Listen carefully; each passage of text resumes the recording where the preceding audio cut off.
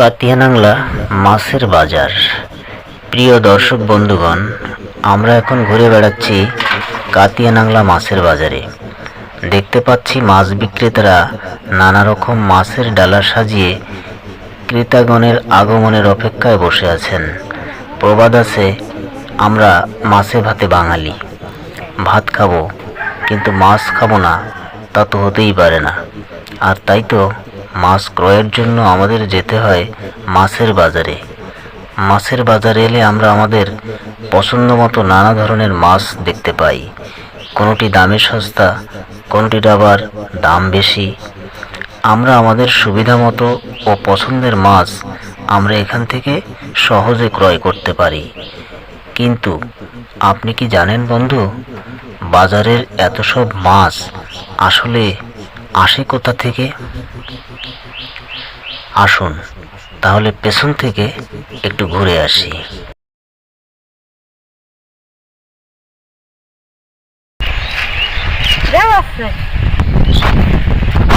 ওই কি করছিলেন আপনারা? কি করতেছিলেন আপনারা? মাছ কি হাত দিয়ে মাছ ধরেন, তাই তো? পাইছেন মাছ? পাইছেন? এটা দেখান তো, কি কি মাছ পাইছেন? দেখা যাচ্ছে না। তেলাপি, বালি, টাই, এগুলো পাইছেন? হ্যাঁ, ট্যাংরা, পুঁটি, অনেক মাছ পাইছেন। 3-4 কেজি হবে না?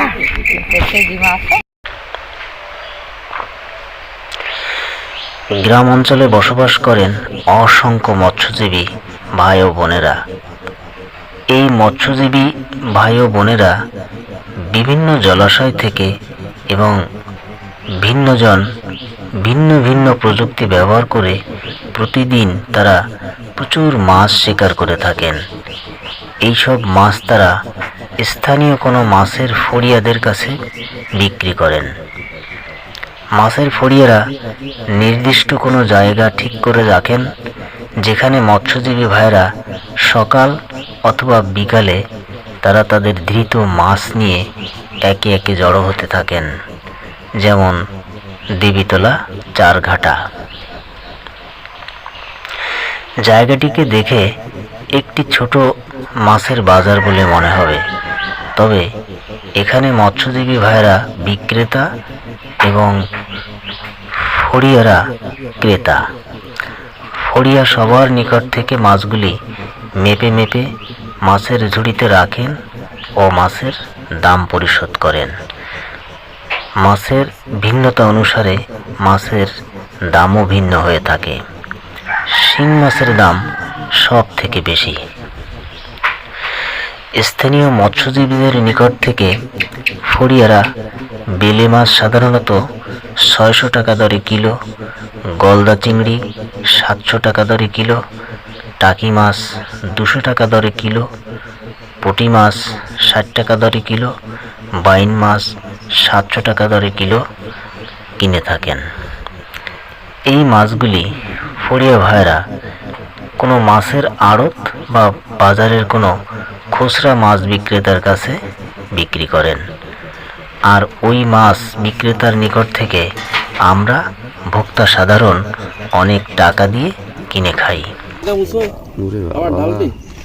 জল কেনাতে তো জলকে কিনা যা 2 টাকা এসে তার কোনো একটু ই নেই।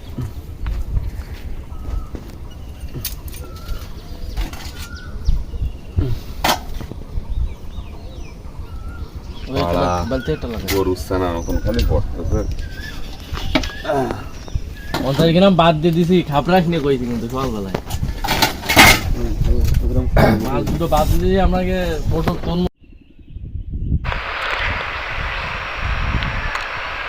প্রিয় দর্শক বন্ধুগণ,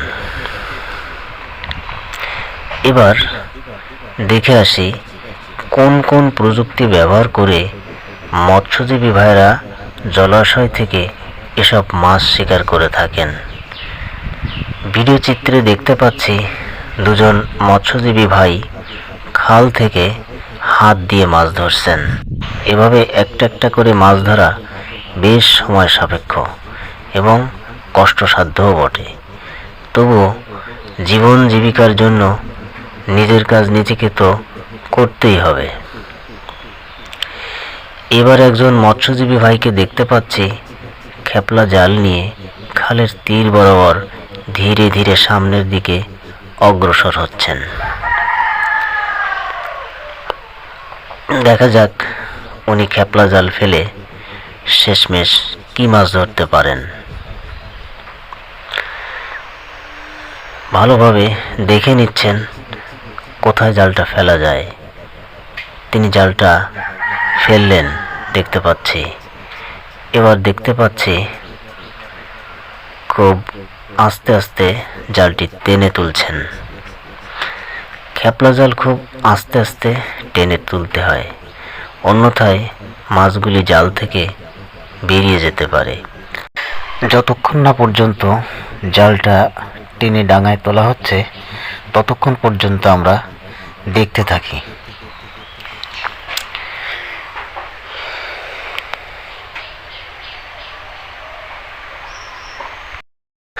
দর্শক বন্ধুগণ, আপনারা দেখতে পাচ্ছেন জালে অসংখ্য পুঁটি মাছ ধরা পড়েছে।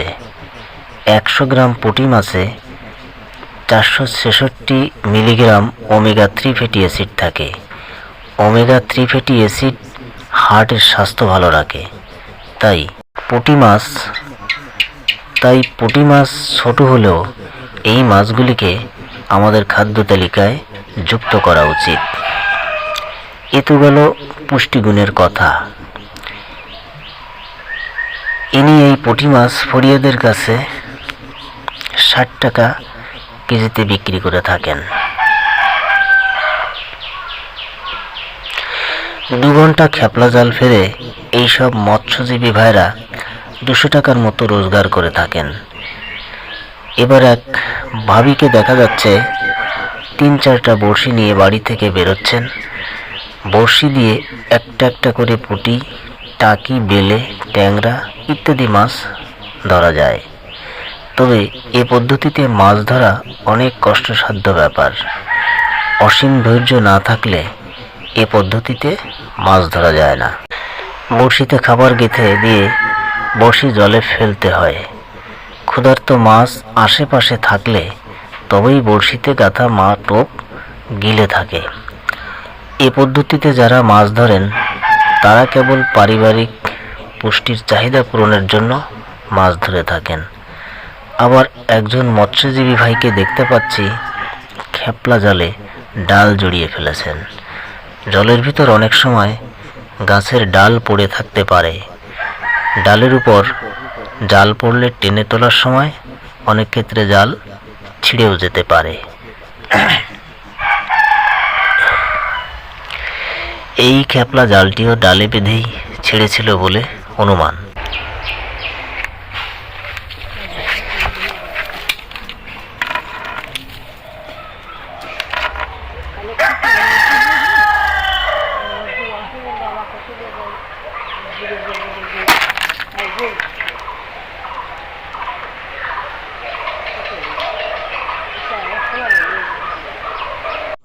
এবার দেখব টাঙ্গানো জাল প্রযুক্তি ব্যবহার করে মৎস্য শিকার করা।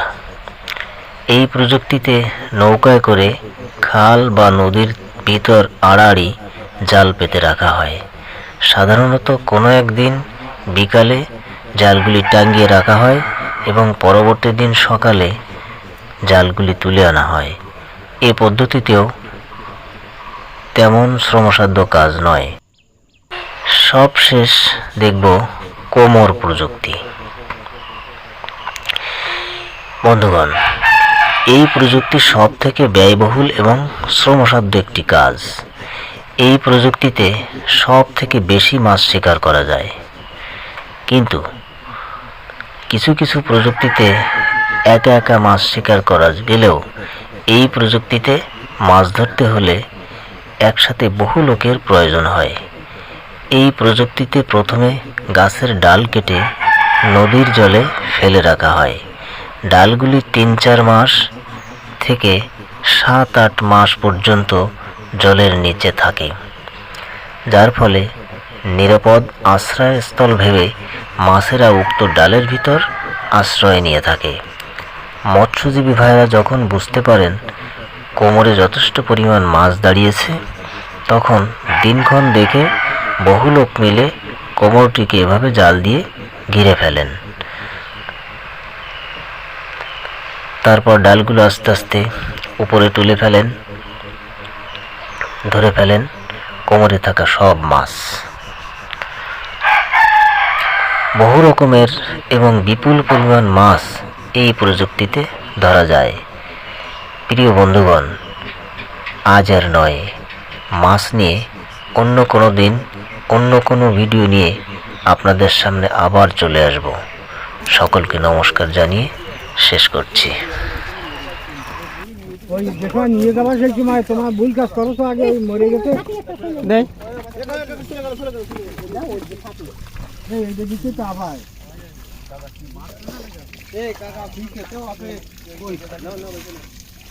এই জানতো যে কটা মরা সে কটা বড়